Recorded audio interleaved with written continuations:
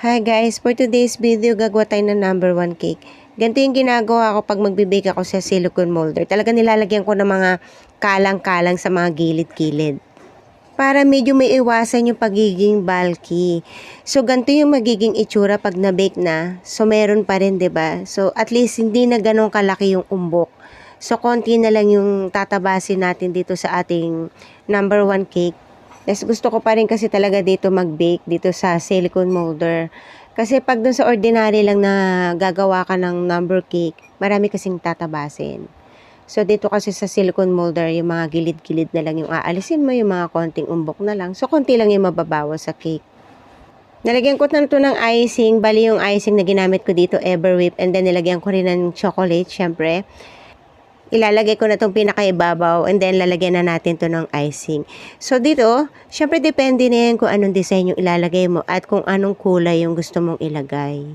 So guys, simple lang ilalagay ko dito, puro icing lang, no? Pero kung gusto mo, pwede ka maglagay dito yung mga mini topper, yung mga printable topper. Lalo na syempre kung order sa ito, tapos may request sa'yo si client kung ano yung ilalagay mo dito sa ibabaw. Yung iba, mga fondant topper.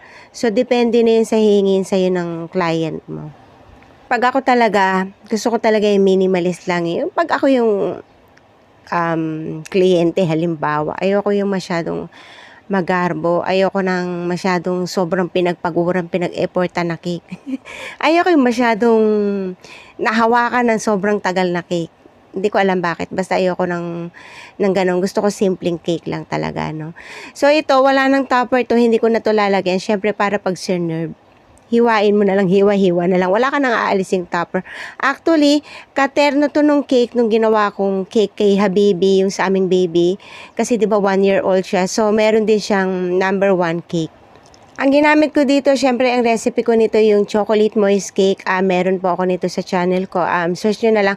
Ilalagay ko na lang din po sa description box yung recipe ng chocolate moist cake. So, dito na tayo sa baba. Bali, para maglalagay ako ng konting border. At saktong-sakto na lang guys yung icing ko, no? So, hindi na ako gagawa ng panibagong batch ng icing kasi sayang. Konti na lang naman yung gagamitin. So, natawid ko naman to dahil konting-konti na lang yung kailangan ko. So, pinipi ko na lang na maigi tong piping bag para magpang-abot talaga. So, guys, before I ended this video, as always, syempre magte-thank you po muna ako sa inyong lahat. Maraming salamat po sa matyaga nyo panonood sa aking channel. At syempre, kung bago ka sa channel ko, please don't forget to like and subscribe. And of course, don't forget to click the notification bell. So, there you have it guys. Ito na yung aking napakasimpleng number 1 cake. Kung nag-uumpisa ka palang mag-bake, ito yung isa sa pwede mong pagpraktisan.